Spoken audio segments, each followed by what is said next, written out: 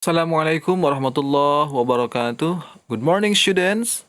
How are you today? I hope you always be healthy and keep excited to learn English with me, Mr. Irfan Rahmatillah, your English teacher for 8th grade student in SMPN 1 Cikalong, Kulon.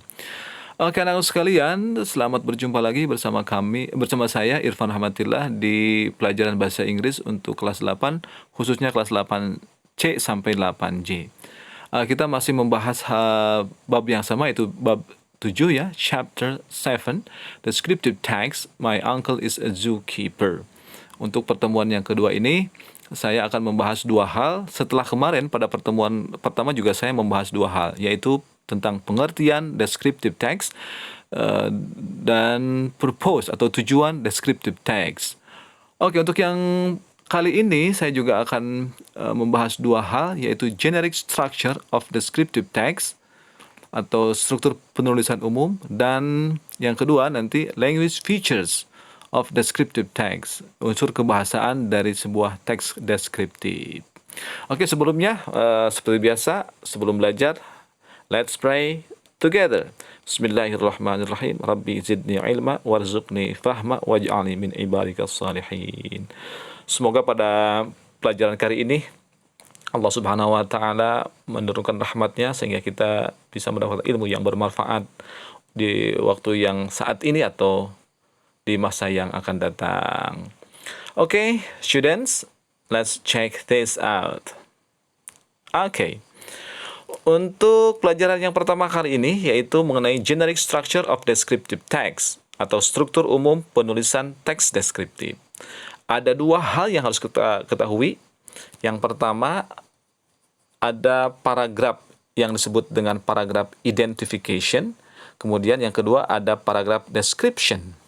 Apa itu paragraf identification? Ya, bagian paragraf ini merupakan pengenalan secara umum objek apa yang akan diterangkan oleh si penulis kepada si pembaca. Nah, biasanya paragraf ini ada di paragraf pertama, yaitu tujuannya adalah untuk mengenalkan. Jadi si penulis mengenalkan kepada pembaca apa yang akan dia ceritakan. Kemudian description, pada paragraf ini objek yang sudah dikenalkan kemudian dijelaskan secara detail mengenai ciri-ciri fisik dan karakternya. Nah, baru di paragraf deskripsi ini seluruh ciri-ciri fisik, apakah bentuknya seperti apa, warnanya seperti apa, kemudian ukurannya seperti apa, itu dijelaskan ya, mengenai benda yang tadi yang akan dijelaskan oleh si penulis. Untuk lebih jelasnya, mari kita lihat contoh teks deskriptif berikut ini. Oke. Ini ada teks sederhana, deskriptif teks ya, judulnya adalah Bongo di Orang Utan. Saya akan bacakan dan saya akan terjemahkan nanti. Oke. There is an orang utan in Bandung Zoo. People call her Bongo. She comes from a dense forest on the island of Kalimantan. She has physical features similar to a human. It has brownish fur and it walks with 2 feet. Bongo is almost as big as a human.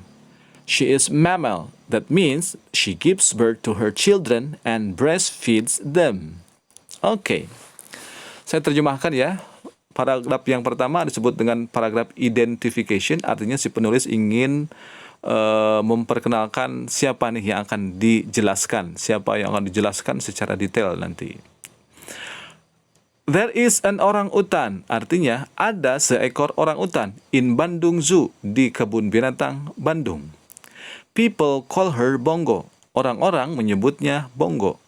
She comes from a dense forest. Dia datang atau dia berasal dari hutan belantara on the island of Kalimantan, di Pulau Kalimantan. Kemudian, baru yang kedua disebut dengan paragraf description. Si penulis menjelaskan nih karakter-karakternya, ciri-cirinya. She has physical features similar to human. Dia mempunyai ciri-ciri fisik yang hampir sama dengan manusia. It has brownish fur and it walks with 2 feet.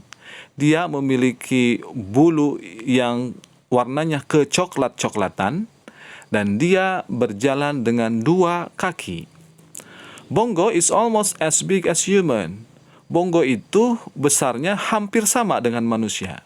Nah, kemudian, she is mammal. Dia itu adalah hewan mamalia. That means, yang artinya, she gives birth to her children. Dia melahirkan anaknya. Jadi bukan dengan bertelur cara berkembang biaknya, tetapi dia dengan cara melahirkan. And breastfeeds them. Kemudian mereka menyusui anak-anaknya. Oke lah, itu contoh text descriptive, ya, bagian identification dan description. Oke, sekarang masuk ke bagian yang kedua, yaitu language features of descriptive text. Unsur kebahasaan penulisan teks deskriptif. Ada 2 hal yang saya jelaskan hari ini. Pada teks deskriptif biasanya yang pertama selalu menggunakan atau banyak sekali menggunakan kata-kata sifat dan kata-kata keterangan, using adjective and adverb. Pada teks deskriptif banyak sekali ditemukan kata sifat atau adjektif dibacanya, ya, dan kata keterangan, adverb. Kemudian bentuk kalimatnya disebut dengan bentuk kalimat simple present. Pada teks deskriptif, bentuk kalimat yang digunakan adalah jenis simple present tense. Salah satu cirinya adalah menggunakan verb 1 dalam kalimat tersebut. Nah, mungkin kalian bertanya-tanya, ada berapa sih emang verb tuh gitu ya. Nah, secara teori verb itu jenisnya ada 3, ada verb 1, verb 2, verb 3, dan verb ing. Nah, cuman nanti saya akan jelaskan secara khusus untuk simple present tense untuk di pertemuan yang akan datang. Jadi pada hari ini saya tidak akan menjelaskan tentang bentuk kalimat simple present tense. Yang akan saya jelaskan hari ini yaitu mengenai adjective dan adverb. Ini. Anak-anak sekalian, ini adalah contoh-contoh kosakata adjective dan adverb. Adjective itu kata sifat, ya. Kata sifat itu contohnya adalah menerangkan bentuk benda, apakah dia bulat, apakah dia oval, apakah dia segitiga dan sebagainya, ya. Ada lagi warnanya, kemudian ada lagi ukurannya, apakah dia besar, kecil, tinggi atau rendah, atau disebut dengan adjektif, ya, dalam bahasa Inggris. Nah, ini adalah contoh-contoh baru 20 dari sekian ratus atau ribu kata adjektif, ya. Oke, nomor 1 saya bacakan dulu. Ini juga bagian dari pembelajaran. Coba ikuti apa yang saya katakan, ya. Nomor 1, big. Artinya besar. Small, kecil. Tall, tinggi. Short, pendek. Old, tua. Young, muda. Heavy, berat. Light, ringan. Strong, kuat. Weak, lemah. High, tinggi.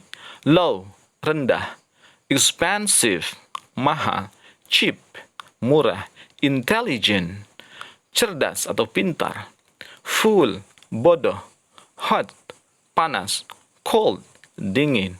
Fast, cepat. Slow, lambat, dan lain sebagainya. Itu contoh, ya, 20. Oke, lihat. Mari kita lanjutkan. Nah, ini adalah contoh penggunaan kata-kata adjective dan adverb dalam sebuah kalimat. Nomor 1. The cow is big. Are you really excited with it? Sapi itu besar. Saya sungguh mengaguminya. Nomor 2. The house is small. You will not like it. Rumah itu kecil. Kamu tidak akan menyukainya.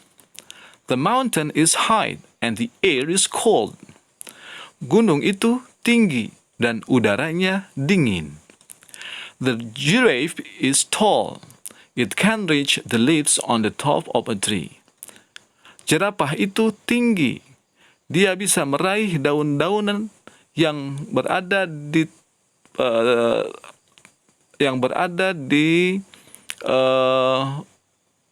pohon-pohon yang tinggi. Nomor 5. Andy is intelligent. He always get a high score for all subjects. Andi itu cerdas. Dia selalu mendapatkan nilai yang tinggi untuk seluruh mata pelajaran. Number 6 ya. Mr. Arfan is old. He is 80 years old now. Pak Arfan itu tua. Dia sekarang berumur 80 tahun. The room is dark. I cannot see anything here. Ruangan ini gelap. Saya tidak bisa melihat apapun di sini. Terakhir, number 8. Your shoes is wonderful.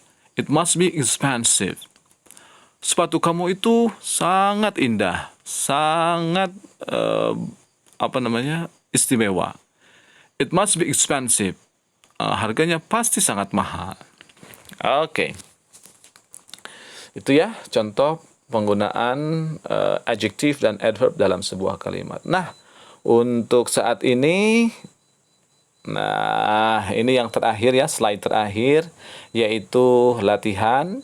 Coba silahkan cari terjemahan kalimat berikut ini dari 1 sampai 8. Kalian bisa menggunakan Google Translate ya, di Google cari aja Google Translate, kemudian kamu ketikkan kalimat-kalimat ini, nanti insya Allah muncul tuh arti daripada seluruh kalimat ini. Coba ya gunakan teknologi, jangan lupa belajar lebih kreatif di masa pandemi ini. Oke, anak sekalian, saya kira untuk pertemuan kedua ini dicukupkan segitu saja. Mudah-mudahan ada manfaatnya. Thank you for your attention. See you next week. Keep smile, always be healthy, and keep moving on. Assalamualaikum warahmatullahi wabarakatuh.